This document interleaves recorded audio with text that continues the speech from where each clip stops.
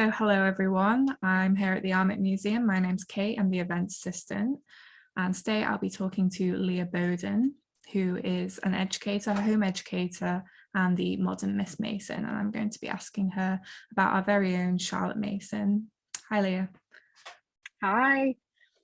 Would you like to tell us a little bit about yourself? Yes, so I am not actually the modern Miss Mason. That's not what I call myself. My platform is called Modern Miss Mason because really what I wanted to do was to create a place where people could find their freedom within the Charlotte Mason philosophy in the 21st century. So really it's a place where, you know, anyone can come and find their place where their face can fit. So I've been doing that for I've been researching and working within the Charlotte Mason philosophy for the past 15 years. I've been home educating my children, my 4 children, for around a similar time. But really kind of starting to share my journey. I got about 6-7 years into being a practitioner myself when I started to share what I was finding and how I was finding the experience of being a practitioner, and then just discovered other people and gathered really the Charlotte Mason philosophy and the methodology. Was obviously pioneered by herself in the late 1800s after she had been training to be a teacher since she was, 16, 17 years old. She never married, she never had her own children, but she gave her whole life for in research, writing, and the application of educating children in schools and at home. So a really, decades of experience, decades of research, decades of being a practitioner. And then she wrote books. And before her education books, she wrote books for children. She wrote geography books, but then she wrote 6 volumes that look a bit like, some of these are my very old ones. There are even older ones on my shelf, but she wrote 6 volumes of books about her educational theory. And that really has been picked back up and discovered over the last 20-30 years, even 40, really pushing initially in the homeschooling movement in the States, and then very much so here as well in the UK. So I've just been a part of that. Really, that conversation is, how do we take her methods, her theory, and use it in 21st century childhood and education. And it's brilliant, and we are really finding life, and kids are really benefiting from it. So because I'm obviously here at the Armitt, I'd love to know, what was Charlotte's connection with the Armitt? Yeah, she was friends with, I don't know which of the Armitt sisters, but she was Sophia. I want to say was Sophia. It okay, Sophia, that sounds right. So she was friends with Sophia.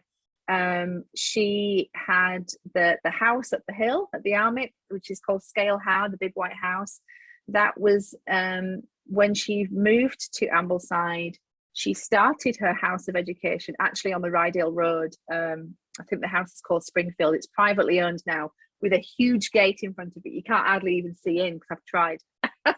It's beautifully done up and renovated. So Springfield was the first house of education. It just was too small. Things started to grow and develop. So she bought Scale Howe. She actually wanted to call it the House of the Holy Spirit. And I think Henrietta Franklin convinced her otherwise, which I'm glad about. Right. So it's called Scale Howe. And she spent really the last half of her life there. She died there as well. So Scale Howe is on those grounds. It's now part of Cumbria University. I know they've got plans to hopefully do it all up one day, and the Armitt is just down the hill. So what happened was, when they were pulling together, because I think it was Sophia, wasn't it, who wanted to have a museum and a gallery and have archives and a library there, when they were clearing out Scale Howe, and I think some of the archives came from London because there was a PNEU office down there, and they all ended up at the Armitt. And obviously the work of the Armitt has been so important in getting the word out of, I know that, I mean, this particular publication of the 6 volumes, which was, I think it was 1984 maybe these were brought out, the couple who did that came to Ambleside, came to the Armitt, you know, and they had to have permission for the original books and all that kind of stuff to get it all redone. And I know even to this day you're still working through those boxes and cataloguing, and just so much, isn't there? So we are, I mean, yeah, I can speak for the worldwide Charlotte Mason community that we are so grateful for the work of the Armitt and the continued story that's going on there.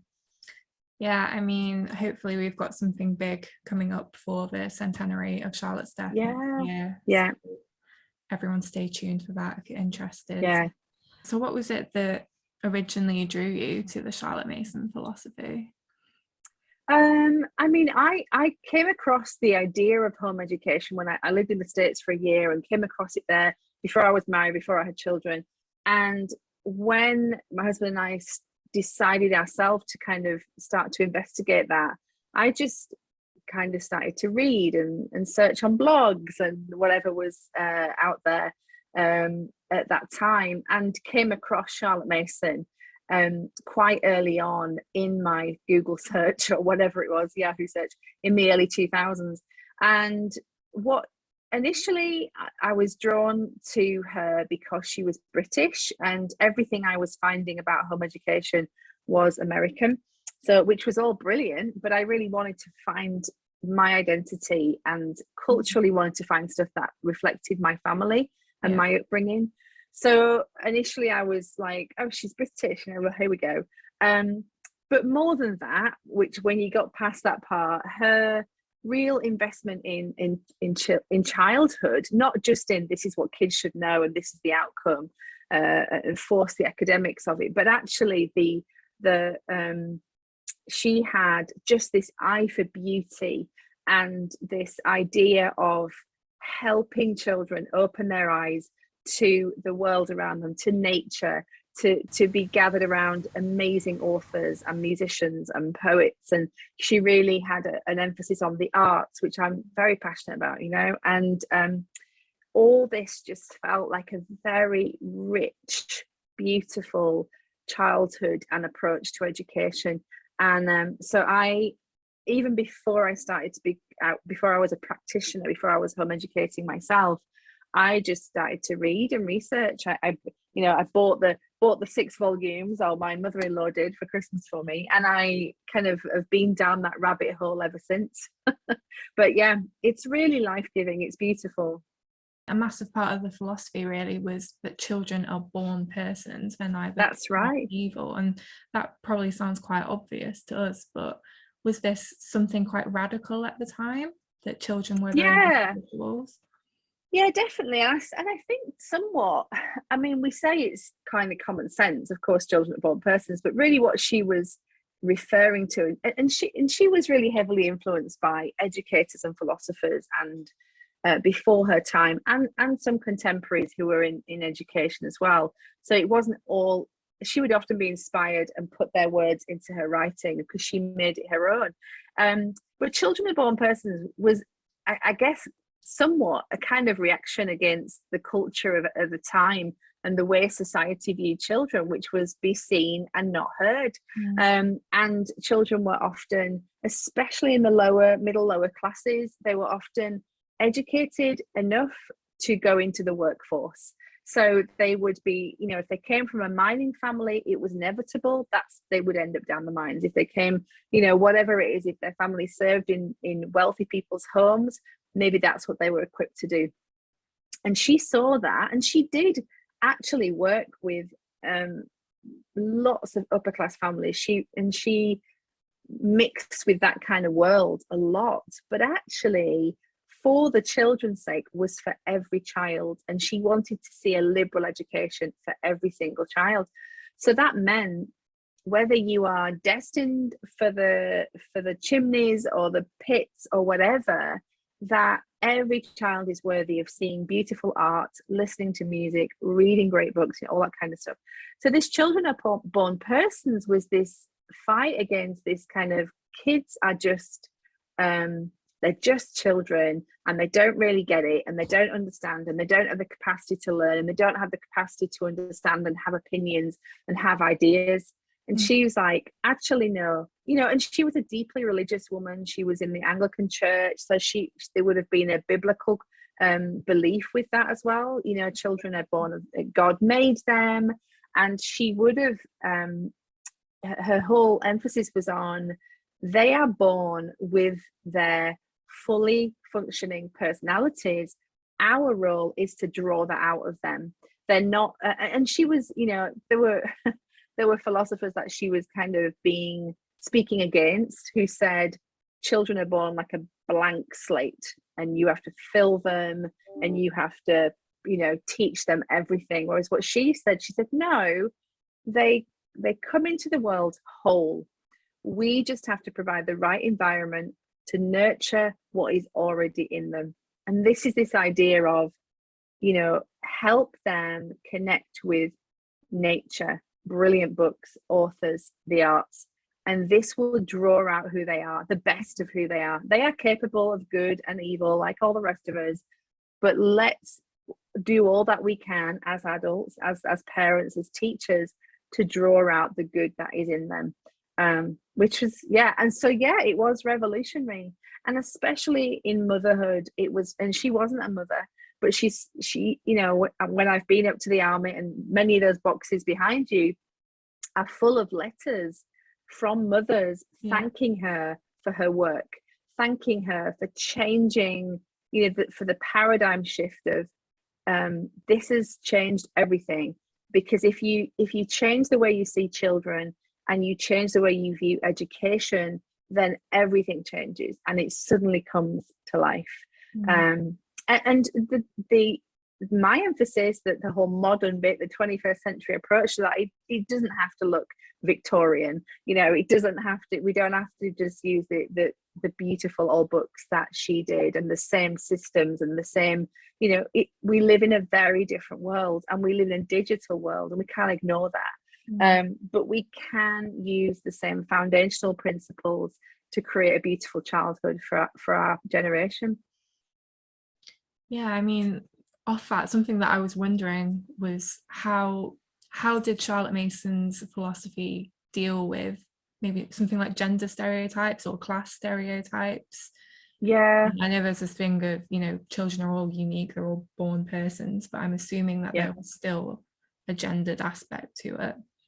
Definitely. And I think she is a product of her time. And that is why we need to ask those kind of questions and say, hey, these are great foundational things, but we live in a very different age, and our kids will have different struggles and different outputs and different inputs. And so she was, she never married, she never had children, as I've said already. But she really did kind of, when she spoke to mothers, it was generally out of the kind of understanding that they were at home with children, educating them. One of her closest friends, actually, Netta Franklin, who was helped her pioneer the PNEU, she was a mover and shaker. She was, wealthy, but she worked full time. She was, so she wasn't around these passive, quiet women. There wasn't that kind of gender stereotype. So she really was revolutionary in being a leader and being a spokesperson.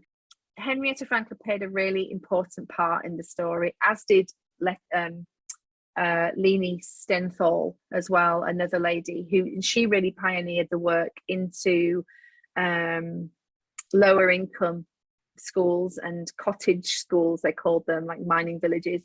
Leni, I think her nickname was, or a short form, she really pioneered it into Yorkshire villages. And so both of those were very important in Charlotte's life. And then you've got Elsie Kitchen, who was like her right-hand woman for most of the the last few decades of her life. So much so that she's buried at the foot of Charlotte's grave. Yeah. And the story goes she wanted to serve her in life and in death. I mean, that's just Wow. like, you just don't hear things like. So if you go to her grave, and maybe if people are watching this and they're at the Armitt, go to St Mary's churchyard. Absolutely. Find the sign that says Charlotte Mason's grave, and you see her grave, and then at the foot of it there's literally a slab, a square slab with 4 posts on every, a post on every corner, and I think it's got a K on every corner, and because her nickname was Kit Kit. And she wanted to have something. Kit wanted to be something that people could stand on while looking at Charlotte's grave. I mean, that's just mind-blowing to Yeah, it says a me. lot, doesn't Like, it? whoa.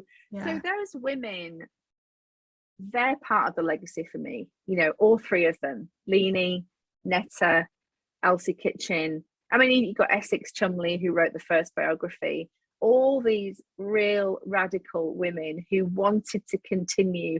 They really honoured Charlotte and honoured her work, but the legacy, it does lie with her and her story. She's here in an era where you've got Beatrix Potter coming up with all these incredible scientific discoveries, goes down to London, and they don't want to listen to her because she's a woman. I mean, that's the era she's doing this in. So Charlotte Mason being a voice in education is huge in itself. So she was a mover and shaker, and the people around her were. But yeah, she was also a product of her time, and she was also a strict Anglican lady. So she would have had traditional religious views, and a way of living her life and a way of seeing the world would have been out of that lens as well. And you can see that in her writing, and you can hear that, you can see that in memoriam, which are the tributes about her. So really we have to examine the books that she recommended, because when we think about gender, when we think about race, they weren't, some of them I wouldn't use them today. I wouldn't read them. And we really can't just be like, well, she said it, so we should read it. I mean, you just can't do that. We have to be wise and discerning for our children and the society and culture that we're in today. The books that we're reading should be windows into other cultures, and they should also reflect the children in our family.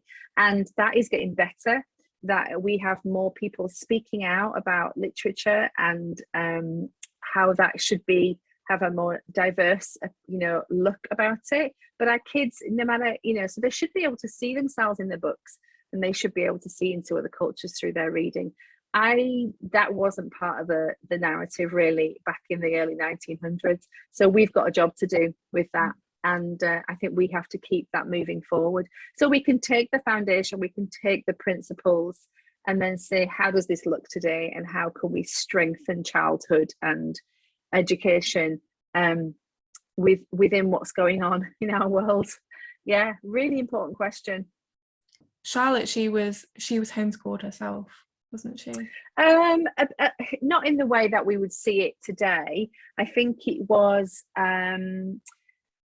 almost kind of the best thing they could do at that time. They moved around a lot, and they were in Liverpool, and she started life in Wales, and of Irish origin, and just a lot going on there. If you read Margaret Coombs' biography, it's fascinating, and she heavily goes into the childhood and even her family of origin before she was born.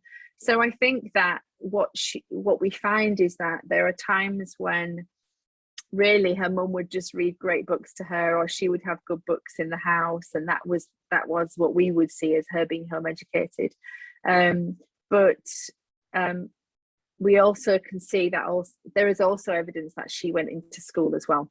So she did experience a bit of both, it looks like. But she was very, as school leavers, well, you left school quite early if you were, especially kind of lower class, low income families, they had to work. And by the time she was 17, both her parents had died. So she was really on her own. So she had already taken to this idea of being a teacher from when she was very young, watching another teacher. And somebody, you know, she experienced a lot of kindness and a lot of people helping her find her way, which is amazing. I mean, we don't know all the bad bits, you know, you don't write all those in the biography, do you, necessarily? But I'm sure she experienced a lot of hardship. She was very ill all her life. Amazing, really, that she died in her 80s. That she was really ill. So she then went into teacher training from, you know, late teens, when nowadays they're just kind of figuring out, you know, which is left, which is right, when 15, 16 is such a different world, isn't it? Yeah. So she started to teach and never left that. You know, she had periods of time when she was ill and she couldn't work and she would take time out, but really her whole life was given for the education of children, which is amazing. Yes. So just to finish us off here, what would you say to somebody who is maybe thinking about getting into the Charlotte Mason route of home education? It's actually really gentle and it really points to beauty all the way through. And that's what's amazing, is that it isn't heavy and it is a rigorous education, but it's not this thing that is unmanageable. I would recommend reading volume 1, which is called Home Education, of her books, because that really is a gentle start to her early beginnings. That book came out of her giving some lectures in Bradford. In the late 1800s, she was raising some money for a church mission, and she said, I'll give some lectures, and worked really hard, prepared these lectures, and then it ended up being home education. And that's a really great one to start off, just to grasp. Reading is a great way to start in your journey with Charlotte Mason. And if you want to know about her, then the Margaret Coombs biography, which is called, I'm going to say, the first biography is called The Story of Charlotte Mason. I have my Charlotte Mason books constantly out, so I'm always working. Oh, here we go. Hidden Heritage and Educational Influence. That's the Margaret Coombs book. And then the first one is being republished at the moment. I think that's coming out soon, actually, the Essex Cholmondeley one. But they're brilliant ways to get to know her, is just reading those, and you do really capture what she was about and her mission for the children's sake. Fantastic. Am I right in thinking that you've got a book coming out as well soon? I have, yes. So that actually comes out, thank you. That comes out January 2023. So it's the same time as the centenary. And the main title is called Modern Miss Mason. The rest, the details we're still working out. But yeah, I'm just in the editing stage, and that's been published by Tyndale Publishing, which is an American publishing house. In fact, Tyndale, they were the ones who published these when they first came out, so they have a real interest in Charlotte Mason. But yeah, so look out for that one. It should be available for pre-order next summer, so keep you posted. That's so exciting. Well, thank you so much, Leah. Thank you. Really interesting, and I hope everyone who's been watching has enjoyed this session. Thank you.